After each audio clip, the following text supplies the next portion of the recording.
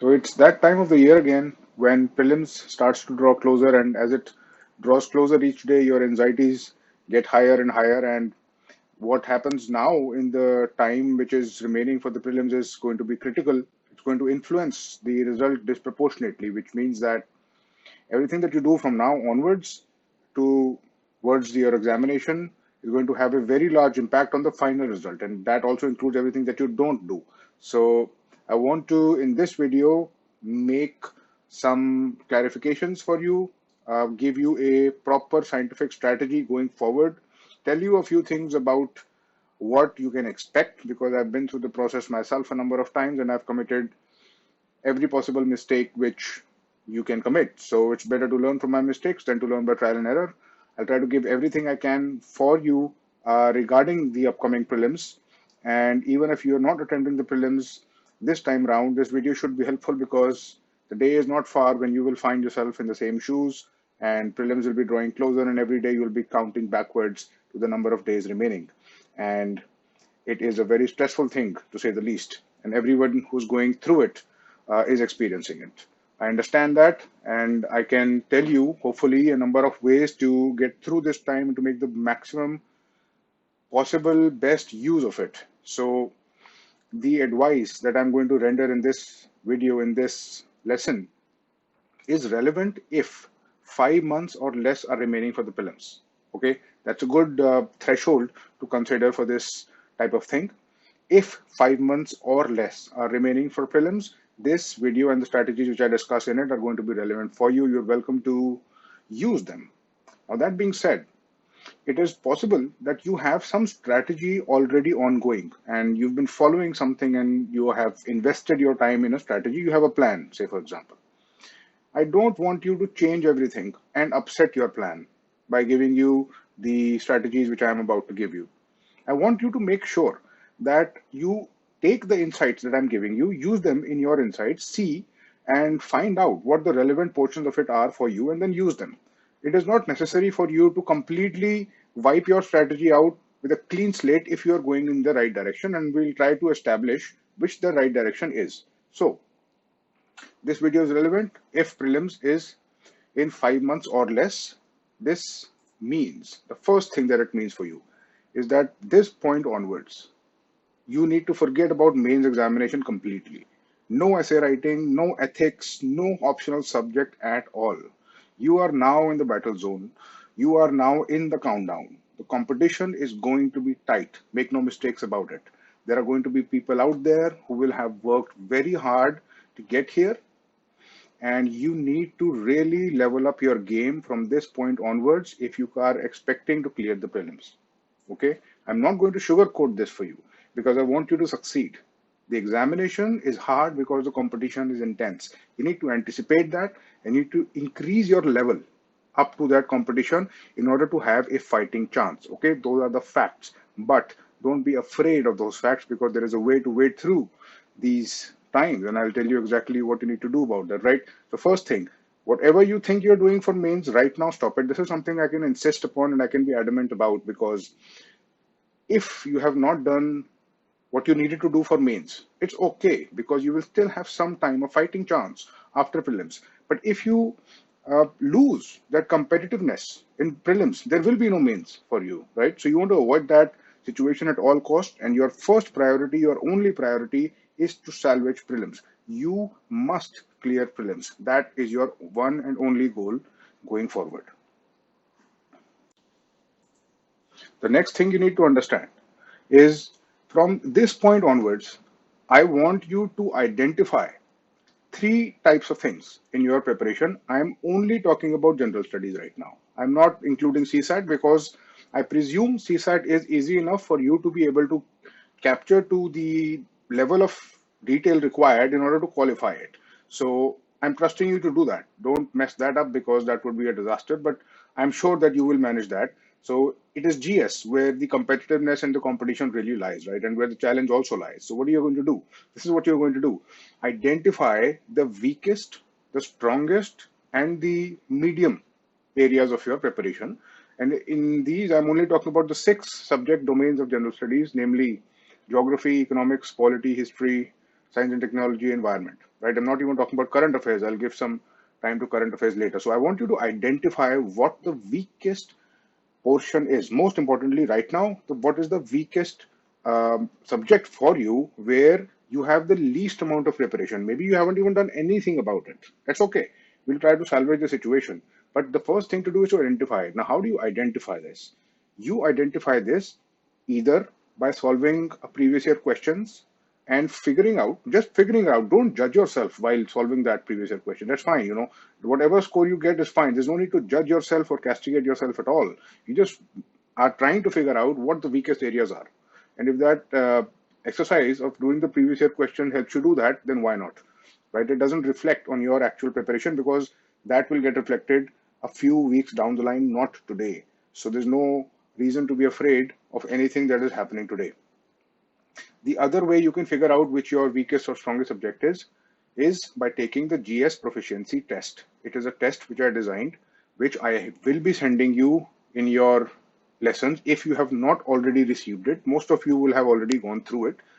It is a useful test because it will tell you the level of your proficiency in different areas of general studies, especially the static part of the general studies syllabus. It will tell you how good you are or relatively good you are in, say, economics and polity and geography and so on. It will give you a basic rough idea, enough idea for you, I hope, to understand and figure out which is the weakest subject of all.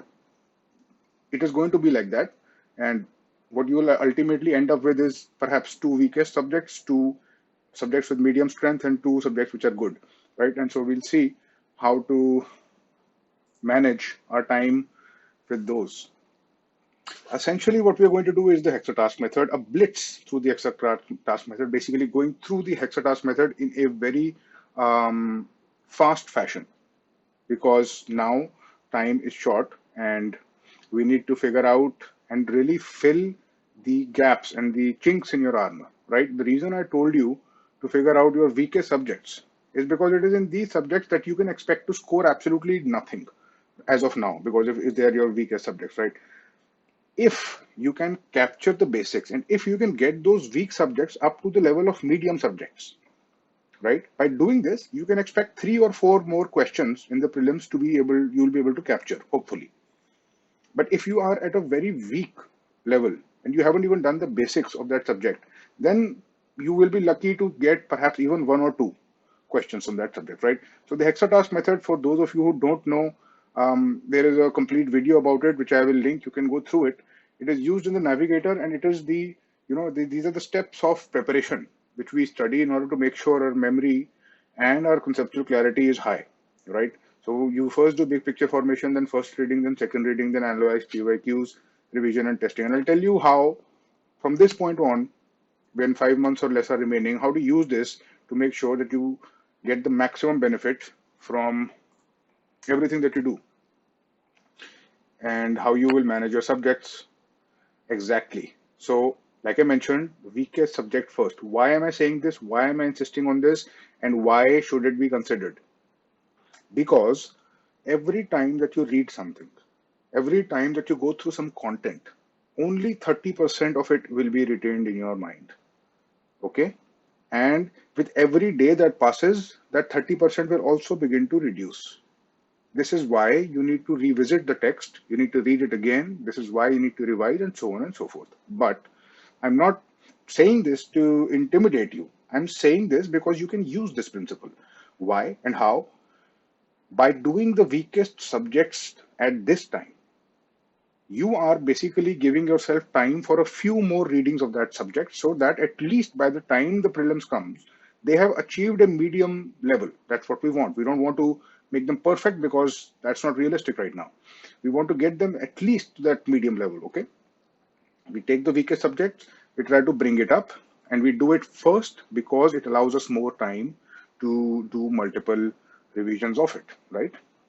And I will get into the specifics of exactly what constitutes the revision and exactly how you will choose which sources are good enough and which subjects to do and so on and so forth. I'll give some detail to that.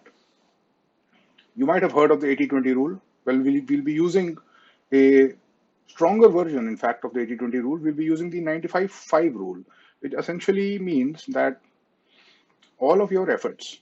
This 80-20 rule says that 20% of the efforts that you make bring 80% of your results. Okay, this is true from experience as well. I can confirm and affirm that to some extent, to a large extent, this holds true. And it is essentially just the 20% of the effort which brings most of your results. The issue with this rule, the problem with this rule, why it is not easy and practically usable, is that it takes 80% of the time to figure out what the 20% is. It takes 80% of the time to figure out what the exact juicy 20% was, where the results lie. And that's why people take one attempt or perhaps even more to figure out that 20%. And when they figure it out, it becomes simple. It doesn't become more complex for them. They don't read more text. They start to read less, and they start to be more selective because they know where to focus. Okay, this is easier said than done, but I'll be able to give you at least some idea of how to approach this thing. So say that you have figured out the weakest subject for yourself, the weakest subjects for yourself, and say that you are weak in the subjects to the extent that you may or may not have done even the basic texts in that subject. Don't panic, first of all. Don't have any anxiety whatsoever. I want to tell you that there is still enough time for you to be competitive. Trust me when I say every day which passes from this point on is going to have a very large impact, a much larger impact than you imagine. In your mind, maybe perhaps your thinking is linear and you presume that everything that you have not done before, all of your sins, all of your procrastination is going to come back and haunt you and destroy you now because prelims is approaching and you haven't done what you wanted to do, perhaps haven't done as much as you wanted to do. This is absolutely normal. This is what you are supposed to feel at this time. Don't freak out because of that sensation, because of that feeling. Okay, figure out what the weakest subject is, and I'm going to tell you the bare minimum, the core of every subject. If it is your weak subject, what exactly to do so that at least you will have some grounding, so that at least you have a fighting chance, so that at least such that if they ask you, say, around 20 questions out of 100 questions in the prelims, they ask you 20 questions from your weaker subjects, perhaps it's geography, perhaps it's polity, whatever, then you have a fighting chance to capture at least 5 or 7 or 8 of them. We want to take you from the stage where you would have done perhaps 1 or 2 of the questions, perhaps by getting lucky, or maybe you got encountered, you meet the exact type of question which you have read, you get lucky basically. Now we don't want that. We want to have some control over our luck. We want to take that from 1 or 2 to at least 7 to 8. So that increases our score, that pushes our score. We become competitive so that our stronger subjects then can push us further and we can close the margin. You see, it's all about the margin now. It's all about who crosses that cutoff and who remains 1 or 2 steps behind. There are ways to push this thing. And this is where smart strategy will come into the picture. What is the one thing that you need to do for the various subjects? I'll get into the different subjects and tell you what I think is the one thing. But again, I must repeat that if you have a strategy already in place, if you think that it is working for you, if you think it is leading you to your destination, then please do not change anything. Take what I'm saying. If you find something useful, take it. If you don't, leave it. Okay? No room for confusion now. You have come too far. You've invested too much energy. You've worked too hard now to get completely confused. Don't be confused. Okay? Have some faith in yourself, and I'll tell you exactly what to do in all the subjects if they are your weaker subjects. So say for instance, you have no idea of history, or you've had very little training on history, right? And you find yourself in this situation. What is the bare minimum in history that you need to do, right? What is the one thing that you really need to do to bring it up to the level of medium at least? So history, as you know, is dividable into a number of time periods. There's ancient, medieval, and there is modern. I will share my screen to show you what I mean here.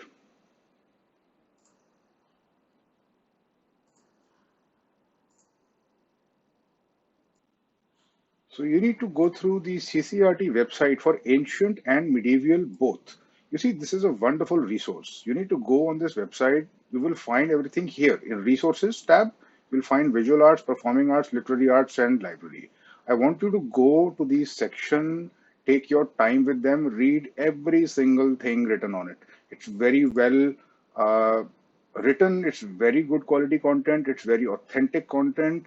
It contains information which is accurate, information which is reliable. This is government issued, government sanctioned content. You cannot go wrong with it. And it is very likely that you will be able to capture perhaps a question or two, maybe more, from this resource alone. Another benefit of it is that it is very comprehensive. So you'll have a lot of detail about all of this. I want you to go through the whole thing, even if it takes a number of days. Okay, read the whole thing and try to read it more than once. Repeatedly read it until you are able to capture almost all the details. Then you can go to performing arts, do the same thing, go to literary arts, do the same thing, and so on and so forth. There's not much in the library here, so just these top three tabs are of use to you, right? So you need to go through these in a lot of detail. I am not suggesting anymore that you do any NCRTs and so on, because the time for that has gone. And this CCRT stuff should be able to capture ancient and medieval to the level that's going to make you competitive at the very least. And also, these sections are difficult sections to capture comprehensively. If you want to become really good at ancient so that every question becomes approachable or capturable by you, then you will have to read exponentially more material for it because it is extremely vast, right? You really need to be ruthless and selective in it. And this 95-5 principle will come to your rescue. What I just showed you, the CCRT thing, is the 5% for ancient and medieval both. If it is your weakest subject, you have nothing else to lose, this is what you should be doing for ancient and medieval. What would you do for modern India? My recommendation to you is to do Bipin Chandra or the spectrum. First preference Bipin Chandra, second preference spectrum. This is a classic textbook. Bipin Chandra is a renowned scholar. There are always questions from it, and although it might not be as detailed as you would like, it is okay. The book itself is decently written. It's not the best book, but it is a very authoritative book, a very reliable book. So I think it's a very good idea to follow it. And if there's one thing that you're going to do in modern India, it should be that, right? So make sure that you read it at least once. It's okay, even if it's an overwhelming amount of information for you, don't worry about it. Like I mentioned in the Hexa task, there is big picture formation, first reading, second reading. I want you to go up till at least the first reading stage. When you're skimming through the book, you know everything that's mentioned and you basically have an idea of the whole narrative. Then when we go into the second reading, which we will after a while, you will be able to figure out even more details and capture more, content, such that those multiple choice questions, when they ask you to distinguish minor details, you will be able to capture. It won't happen in the first reading. Let me tell you that right now. Don't expect that to happen in the first reading. The first reading gets you the narrative, the second and third reading gets you the details. Okay. But if there's one thing that you're going to do, it's going to be these sources which I mentioned. What about geography? Well, about geography, my recommendation is the NCRTs, right? The NCRTs about physical geography, especially focusing on India. You can go through, you should have a decent understanding of all the locations of all the basics stuff which is mentioned in the maps. If there is a national park or a reserve or a sanctuary mentioned in the NCRT, you should know about it, right? It is again very vast. It is not capturable to a very high degree now anymore because of the time remaining, but there is a possibility from the NCRT you can capture some questions, and it might even get you a competitive advantage. You see, because many people from this point onwards, as prelims approaches, they begin to lose it. They begin to go haywire. They begin to completely lose control of their preparation, and they start to lose everything that they've done because they keep focusing on more and more content. Okay, this is where you might be able to actually get an advantage by being selective. It might, and it does often work. So my recommendation for geography is the NCRT. The one thing for geography, if you're in a situation where it's one of your weakest subjects, would be the NCRT. What about polity?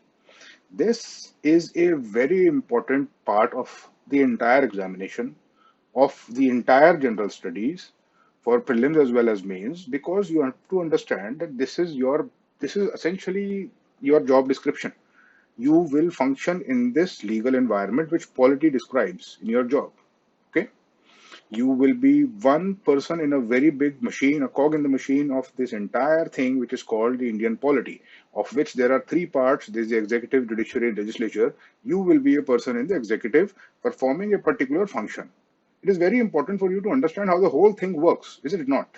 That is why it is so extensively asked, and that is why you must know about it, right? Think of it as the brochure of your future employer. You need to know what the organization is that you are going into, right? What rules exist which make it work and which will govern your own terms of service and so on. All of that is covered in polity, and it's very important for you. Which source should you follow for polity? The source is one, and it is authoritative, and it's Lakshmikant. I think if you have not done this, and if you are weak in polity right now, you need to give this thing a read. There's no escaping it. You have to read it. But how do you read it? I will have to do some detailed sessions about this book and how exactly to capture it. You know, there is a method to the madness here, but essentially speaking, for the first time when you read it, don't worry about the details, facts, names, dates, and so on, because it will overwhelm you with facts. I want you to go through Lakshmikant for the first time as if you're trying to understand a system. Okay, when you have a system, you have rules in that system. Those rules have some logic, right? They want to achieve something. If you capture the common sense reasoning behind these laws, between why there is executive, judiciary, legislature, why there is such a controversy in the selection of Supreme Court judges because of the separation of powers principle. If you start to understand these things, then the other laws and the sub laws begin to make sense. You will capture it. Sooner or later, you will. I hope it's sooner rather than later. But essentially, there is a method to the madness, and I want you to capture that logical narrative. Okay? There is a system by which a country is governed. Every country. There is a system by which our country is governed. This is the system which you need to understand in politics. And it is this level of conceptual understanding that you can achieve in the first reading from this book. Read it from the point of view of getting these conceptual things clear. You have to understand why an amendment in the constitution occurs and why it has been made so difficult that it occurs. In the first reading, for instance, I don't want you to know the exact procedure of amending the constitution, what type of majorities you require, and so on.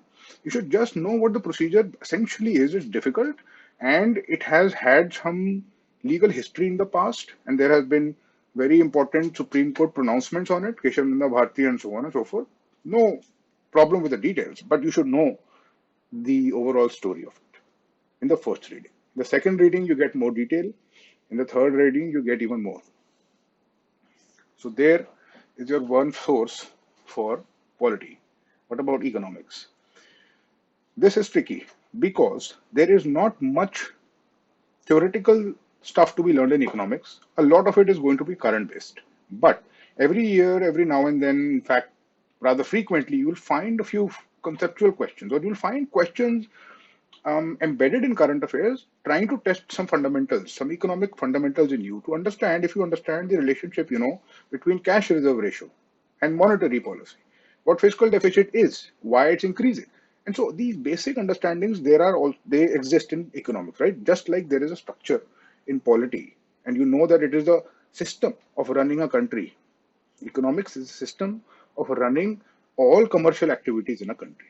It is how humans in a country, in a particular environment, trade commodities, exchange values. It's an interesting thing. And to begin with, you must get an overall idea of this. Now,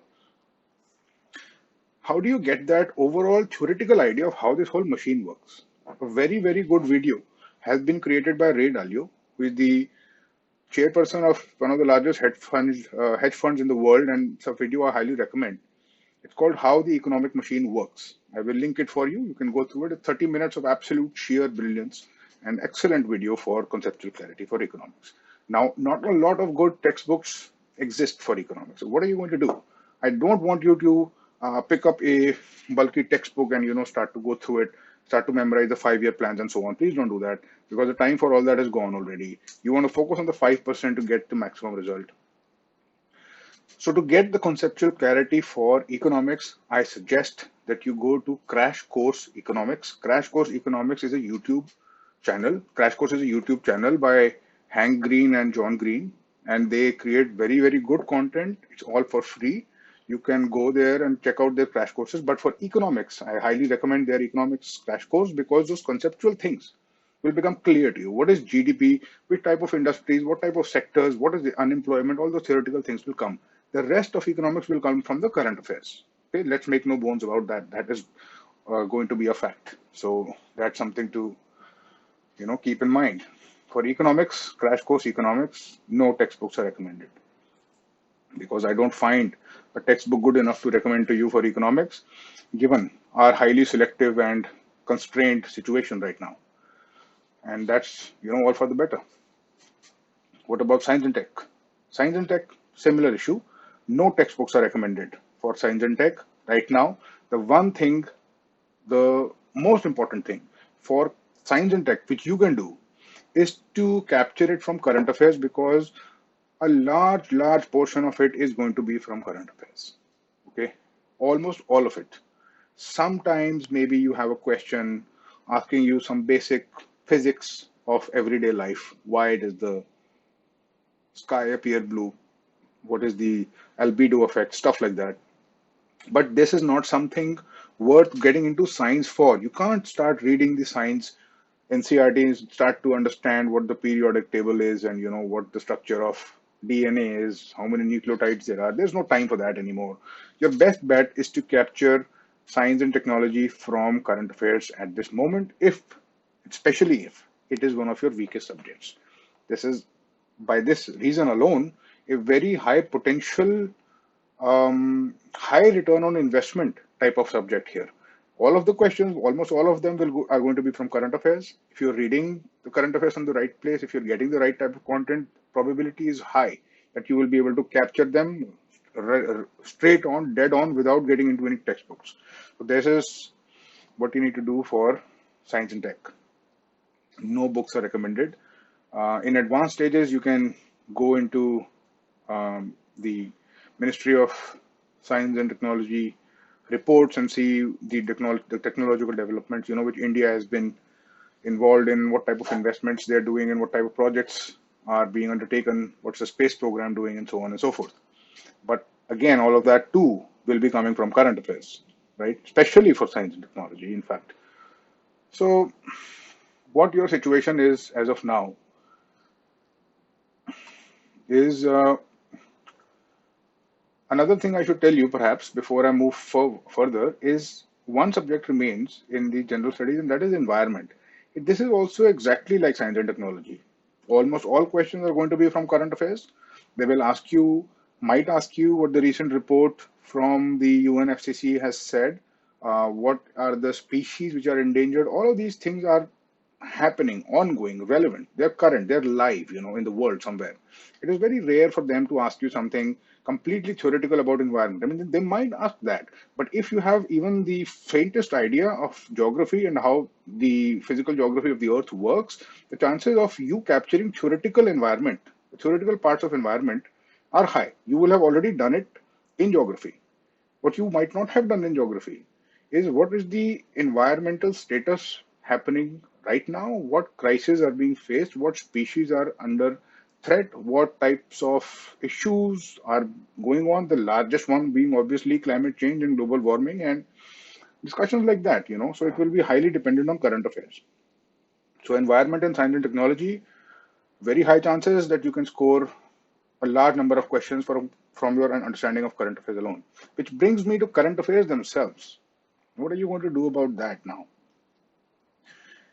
So here is my advice. If you have been reading the newspaper and you've been analyzing it, then you continue to analyze it for at least 3 more months. Continue to do that. If you think you're going to start now, it is okay to start now, but don't expect to understand everything that you will find in it. It's fine. That is also okay. Start now in the newspaper, focus on the editorials and try to understand what is going on. Okay, don't get into the details of it. Be very selective. I think it is time that you can invest in some current affairs notes, perhaps Vision IAS or Forum IAS, Insight IAS. I find them all very similar.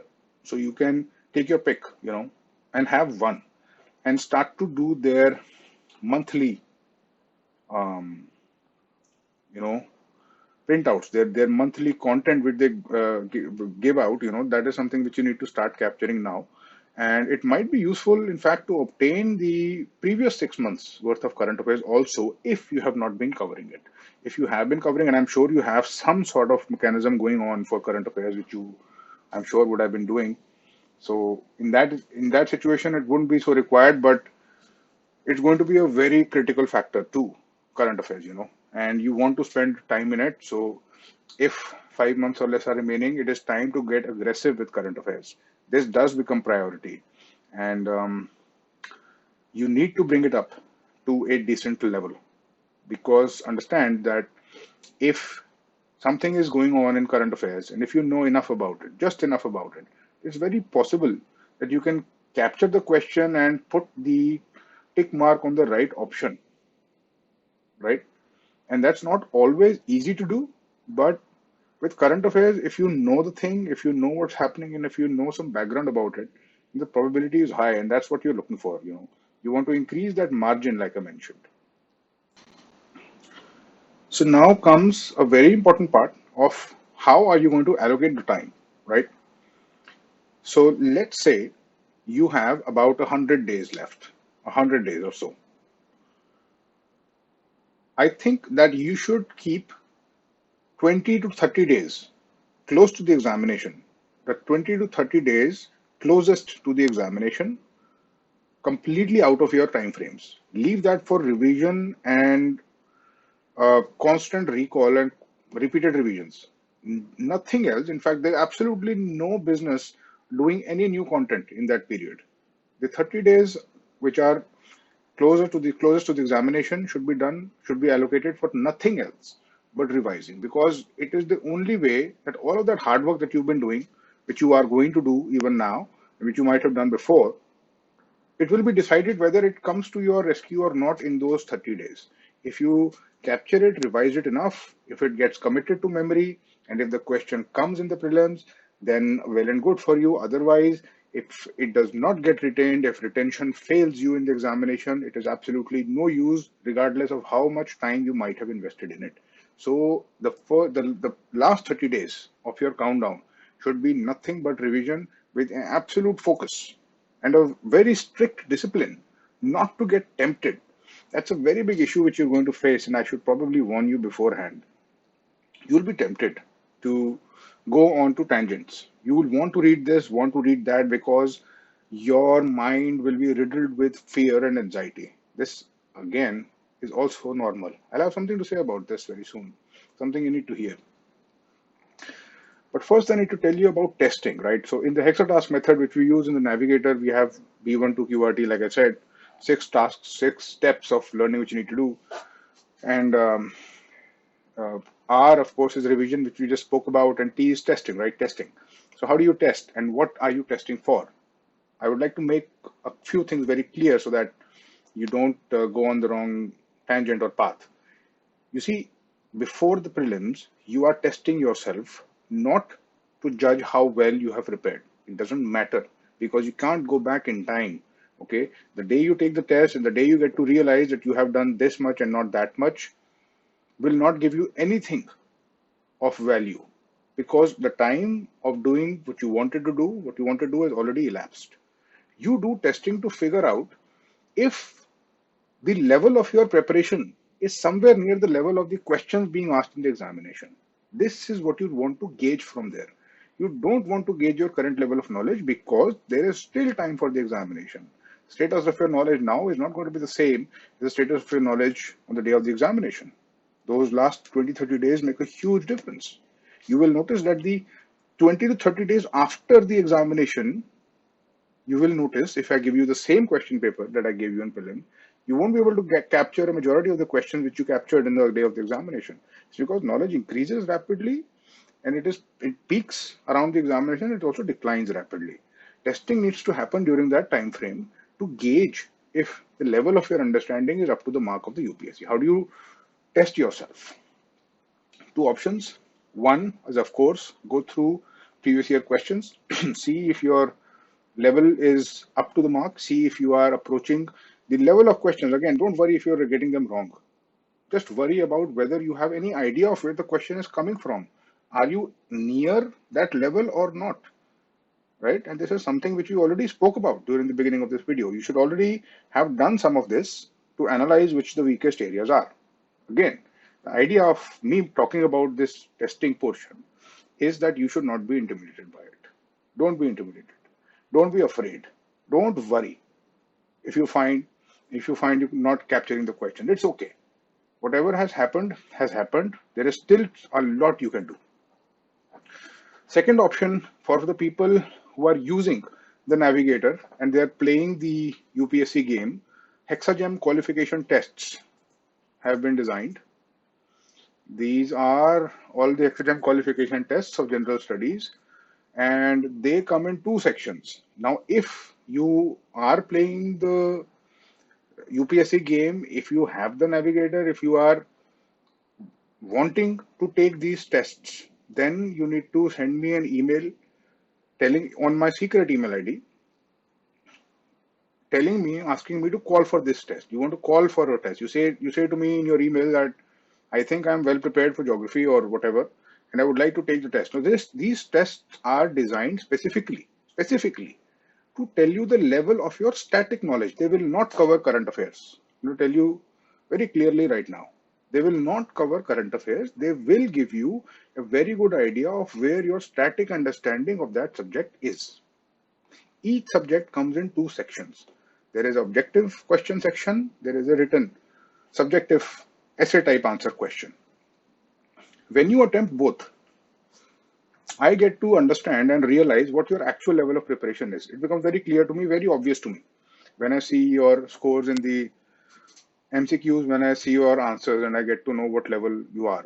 Many times I'm able to quickly detect, okay, this student is on first reading stage, or this student is probably in big picture formation stage, hasn't reached first reading, or I can quickly detect that this student has already crossed second reading stage and needs to now only refine a few things, right? So this is for those people who are taking the Hexagem tests. That option is there, you should avail of it. This brings me to the most and the absolute fundamental important thing. In fact, this thing here trumps everything which I mentioned in the past 38 minutes of me talking to you. This is so fundamental, so important, I cannot overstate such emphasis. There are a few things you need to understand and know about this. You can expect anxiety levels to increase. From now onwards, they will start to climb. And here's what will happen. You will want to quit. There will be times when you will say, I don't want any of this. I can't do this. I can't do it. You will feel that way. I am absolutely going to fail. I haven't done what I needed to do. There are obviously people better than me. There is no way I will pass. Why should I even try? This type of reasoning, this type of negative self-talk will begin in your mind. Control it. It is gibberish. It is your fear speaking. It is not the truth. You do not know what the truth is. Okay? This is a very typical thing which happens. And the more the exam draws closer, the higher the anxiety will get, the more the urge of quitting will increase, the more your temptation to go on tangents and read a whole bunch of stuff will increase, and the more you need to focus on anxiety control. This is not something I'm just saying because my words are not going to do that for you. As the exam draws closer, you need to do more meditation. You need to spend time relaxing your nerves, because if your nerves are short, if you are in anxiety, there is no way you will learn even a single thing. It's not possible, right? The brain shuts down when it is anxious. The more the exam comes closer, the higher your anxiety will increase. It will increase, the more effort you will need to put to keep it down. Okay, that will be the bulk of your work now, to keep this crazy anxiety, fear, insecurity down. When it increases, take some time, push it down. Do meditation. If you want, take a bath. If you need, take a walk, but bring it down. If your heart is beating out of your chest, if you're palpitating and you're sweating bullets, there is no way you're going to learn anything. Absolutely no way. And you need to get this thing under control anyway, because this is what I call an exam killer. If this thing happens to you in the exam, disaster. It's happened to me. And another thing which has happened to me, which I'd like to tell you from my own experience, I will recite to you an experience and an incident from my own life. I was amateur, a novice. I had no understanding, not much understanding of the UPSC. I was a very average student, never had any good academic records, and everyone who thought, who I told that I was giving the UPSC examination, or who came to know, including my parents in the beginning, thought that he is a complete fool, right? There is no way this idiot is going to ever clear the UPSC exam. What does he think he's doing? Who does he think he is? He's absolutely he's a complete dud. His school record is not good. He's never had any high marks. He's never really cleared any competitive examinations in the past to speak of. Doesn't have anything to show for all the school and all the education that he's had. What makes him think that he's going to clear the UPSC examination? And I don't honestly didn't have an answer for that. I still don't have an answer for that. But I can tell you this: I went through the same motions which you are going through or will go through. Approximately during this time frame, this 5 month, 150, 100-day time frame, in the first attempt, and I was giving my first attempt that year, I decided to quit.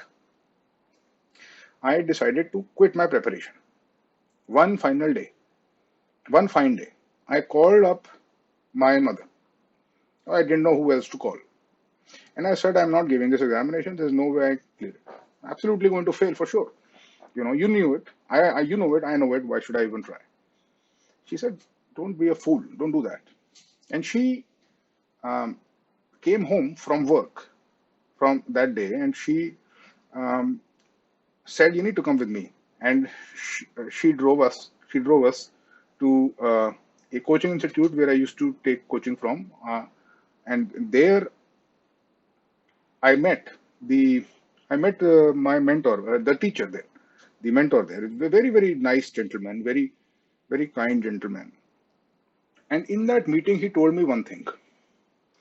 He told me, if you don't give the exam this time, you will never give it, because it will become a habit. Because what you're trying to do is escape. And he was absolutely right. He was dead right. He was so right that when he said it, I could feel it in my bones. I knew he was right. And at that time, I decided, I don't care what will happen. I'm going to give this exam. I've already invested so much time. I'm not stopping now. I gave it and I cleared it, to everyone's disbelief and my own. Okay? So keep that in mind. Do not quit.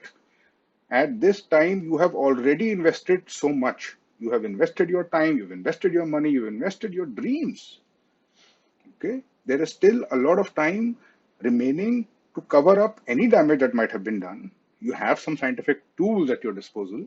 You have good guidance at your disposal. You have the whole world of content at your fingertips. There is nothing you cannot do. The people who decide that they're going to quit are absolutely 100% going to fail. Okay? Because they're quitting. They're not even going to be there in the race. But the people who remain in the race have a fighting chance. And it is amongst those people that will continue through prelims into the mains, into the interview, and they will clear this examination. You need to be one of them, but you cannot be one of them if you quit. Okay? So all things set aside, this is number one. Don't quit even if your temptation and your anxiety is high. Okay? So that is my message to you, and I hope that it will benefit you. I really do believe in you, and you have all my support. You have every ounce of my energy. I wish that it should come to you so that you can borrow it, take it from me, and use it. All the best.